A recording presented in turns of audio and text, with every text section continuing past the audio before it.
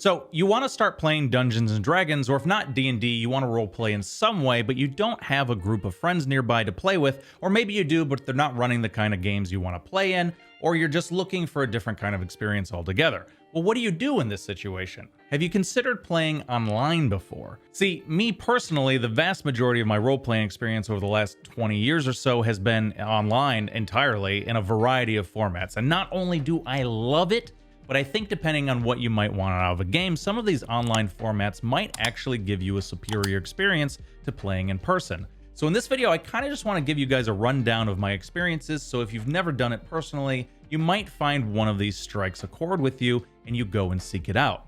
So first of all, let me start by talking about what I think the pros and cons of live play are. I think playing live, for one, and this is mostly obvious, but it's the most social way to play by far. There are a lot of pros to playing online, and you might even create great friendships through these games, but at least in my experience, there's always a wall between you and your fellow players that you'll just never feel when you're playing live. When you play live, you feel like you're a little kid again, just playing games with your friends. It can be immersive, and you can take it seriously if you want, but I think it just lends itself to being pure fun. It also tends to be the least serious way to play, or maybe a more accurate way to put it would be that live D&D tends to be the easiest format to joke around, laugh, and get silly in. Maybe there's something about passing around snacks and looking each other in the eye while you do silly voices and pretend to be other people that leads to more laughter and more lighthearted fun. And again, I've played in many live games that were taken very seriously, and I've done plenty of online games where everybody joked around and laughter abounded. But overall, this is how a lot of my games have gone. Hopefully, you guys will forgive me if I don't disclaimer every statement I make by acknowledging that there are exceptions to everything. Anyway, I also find live play to be a very mixed bag in terms of consistency. I was able to hold an online game for 6 years of weekly sessions, but I don't think I've played in a live game that lasted more than a session or two since I was a kid. Especially as an adult, it can just be difficult to juggle several people's schedules for any significant period of time. However, I have found that if you can find a dedicated group of players, live play actually becomes one of the best ways to keep a game going in the long term, since you can always call each other up on the phone and coordinate a lot better. Now, let's say you don't have time for a weekly game, but you really wish you could roleplay. Well, there's two great options for you. Play by post and playing over a video game like Grand Theft Auto, Minecraft, DayZ, Arma, and numerous other games out there. Let's start with play by post. Personally, this is my least favorite way to play, but there are some distinct advantages to it. But let's start with just what it is. Basically, you find a dedicated forum where people are running games in various threads, and you will play by typing out a few sentences or a few paragraphs and posting it. You can then pretty much go about your day, and the next time you come back, you'll find that the other players have posted their responses to whatever you said or did in your post.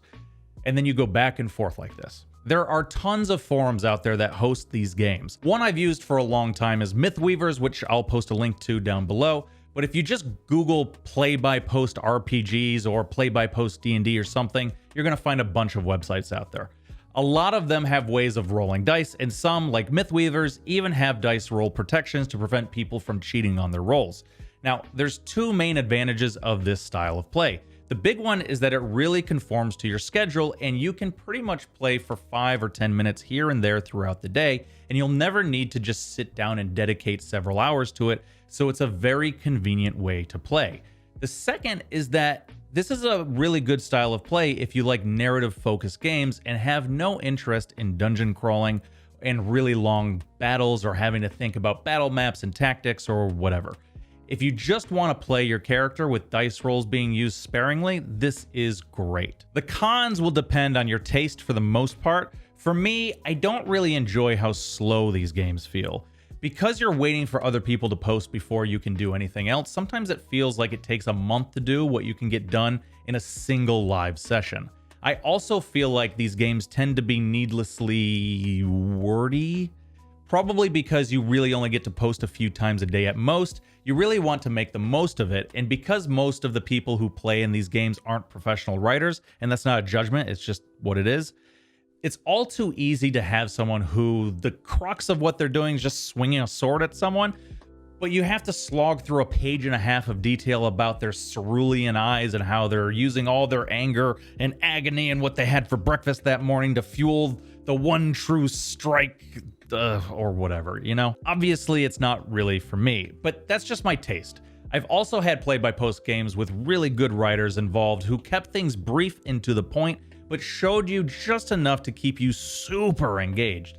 These games also overall tend to be more serious since there's less opportunity to get to know each other outside of the game, unless you're playing with people you already know. Now, personally, I like more serious games, so that doesn't bother me any, but if you're looking for just a silly game to clown around in, you might have a harder time finding what you're looking for in this format.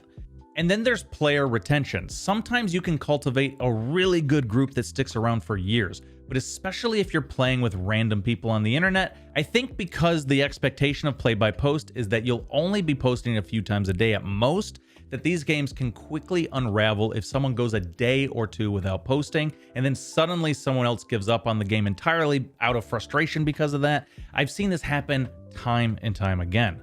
Then there's the video game front. At some point, I'll have to make a video or 3 about role-playing in video games, because there's just so much we could talk about here. I used to play Neverwinter Nights. This is from way back in the early 2000s, and people had entire dedicated roleplay servers, and mostly people played over text in chat rooms. I really loved it, and I'd wager if you can get your hands on a copy of the game, there's probably still a few very dedicated servers out there that you can join up with. These are about as pure of a tabletop experience as you're likely to find in a video game. Not least because you're using the actual Dungeons & Dragons rules, although the 3.0 rules from way back when. By today's standards, the graphics are pretty bad, but a lot of those RP servers use the community mods to beef up the graphics, and they can add a good bit of atmosphere to them as a result.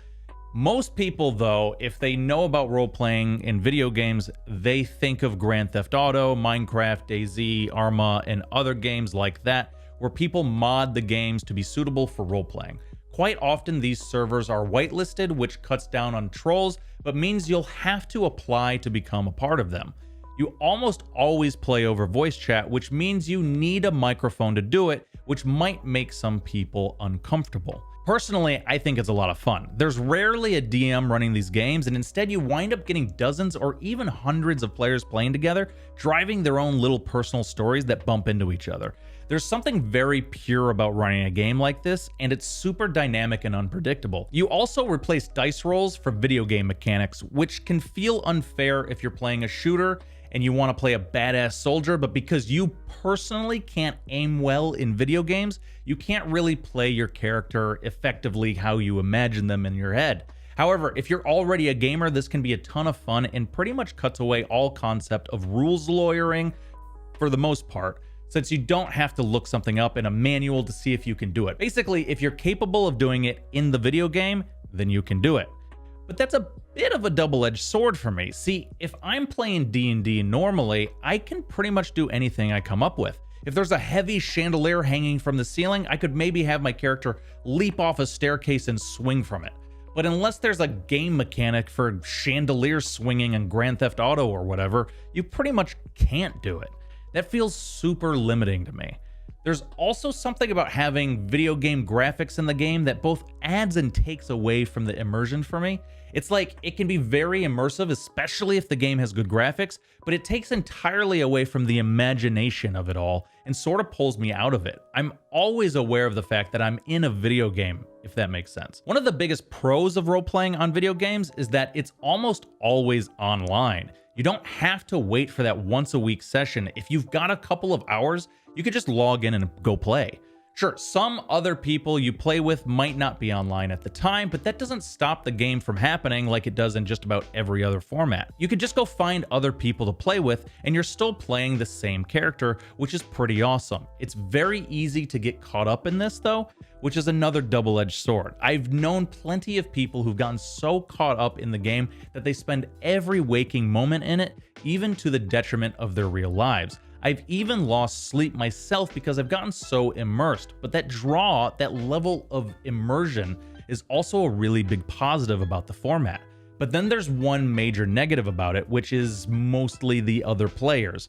Finding a good server can be really, really difficult, and finding a good server that you gel really well with can sometimes feel impossible, but it really depends on your tastes. If it sounds like fun to you to just go play on a Red Dead Redemption 2 roleplay server and hear someone doing a robot voice with the voice changer on their Go XLR or whatever, pretending to be an android in the Wild West or whatever, then you might not actually have trouble finding a server that you enjoy playing on, because that's like all of the servers. But if you prefer something a bit more grounded with players who are taking their RP seriously and want to develop deep, interesting characters, holy hell can it be hard to find a server. I love what Twitch and YouTube have done to the RP scene in these online games, but the number of people out there who think that quality role-playing can be summed up as just putting on a funny voice, I think is a direct result of the RP scene on these streaming platforms. Now, there's also MUDs, or multi-user dungeons, which is kind of hard to describe if you don't know what it is, but it's basically a chat room video game without graphics, but with lots of programming. You type out chat commands to control your character, and the game will respond through text. I don't have a ton to say about these, as I don't personally have much experience with them, but I have lots of friends who got into role-playing really hard from these MUDs, so look around for them if it sounds interesting to you. They have a lot of the benefits of playing in a video game, except you do it entirely over text, but the game will keep track of your character stats and all of that. You can also jump in and play whenever you want, which is really cool. Finally, let's talk about my favorite way to play, which is virtual tabletops. There are a lot of them out there, and in the future, I'll probably do a review series on a bunch of them, but essentially it lets you simulate the tabletop experience online without it feeling like a video game.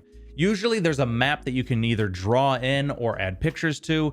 There's also token images you can use to identify player characters and NPCs and monsters and whatever, and you can make all of these yourself if you want to.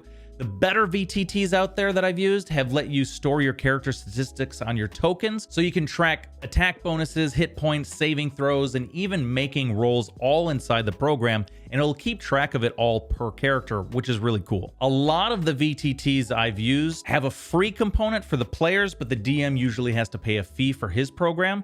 There are pros and cons to this, and usually the programs you have to pay for are much more robust than the free ones, or at least have some really neat features. Some require the DM and all of the players to have the program downloaded, while others can be played entirely through your web browser, and a few I've seen have let the players play through their browser, while the DM needs to have the program downloaded so they can host it off of their computer.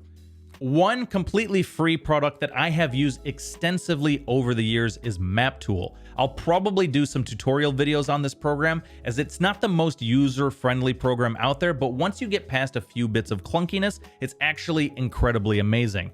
There are definitely some pros for other VTTs over it, which I'll go into in another video, but I really enjoy it, and when I ran my 6-year campaign, I ran it on MapTool.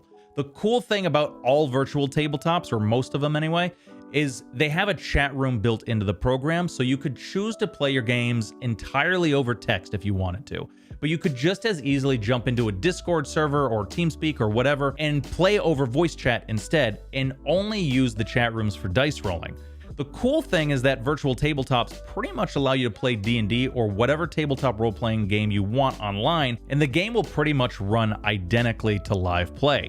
You don't have to make any compromises because you're only making a few actions per day on a forum, and you're not constrained by video game mechanics either. And because you can bring or draw your own maps, and some people out there have made some very detailed, beautiful maps, you can oftentimes have amazing battle maps for free, or at least much cheaper than it would be to get one for live use. In fact, the map functions of virtual tabletops are so awesome that I've actually brought them into my live games on occasion and just projected them from my laptop onto a TV for the players to use, and it worked great. And it's not too hard to find players for these games. There are a lot of websites, forums, and Discord servers you can meet people on. Some of these VTT websites even have places you can meet people too, which is great because you know if you're meeting someone through a VTT site, they probably are already using that program. The downside to meeting people this way is that players can be incredibly flaky online. It can be very hard to find a group that both gets along really well and enjoys the same things about role-playing, but can also get together at the same time every week or however often you want to play. Even in my 6-year campaign, only 2 of my 6 players were in the same time zone as me. I had people on the East Coast, the West Coast, and even across the world playing together. And while we were mostly stable, quite often this made it difficult on some people if the games ever went long, and it was often impossible to ever start early. And because it's the internet, you're just gonna have people disappear on you without a trace, without ever saying a word to you. I had this happen on my 6-year campaign, and it was devastating. I'll probably do an entire video about this subject, but basically, it could take a long time to find a good group. But anytime you find another player you really get along with, you should never let them go, as they are worth their weight in gold. How do you guys tend to play your games? Let me know in the comments below. And if you're looking for like-minded people to group up with, come join my Discord server. My hope is that we can build up a really nice community of role players and DMs on my server to help everyone find a game who wants one. Don't forget to like and subscribe, as that's really going to help me out because it gets YouTube to recommend my videos to more people, and I stream on Twitch multiple times a week, so come drop me a follow over there if you want to hang out with me live. I talk D&D and all kinds of nerd stuff all day long while playing all sorts of games. I really hope I see you guys over there. Until next time, guys.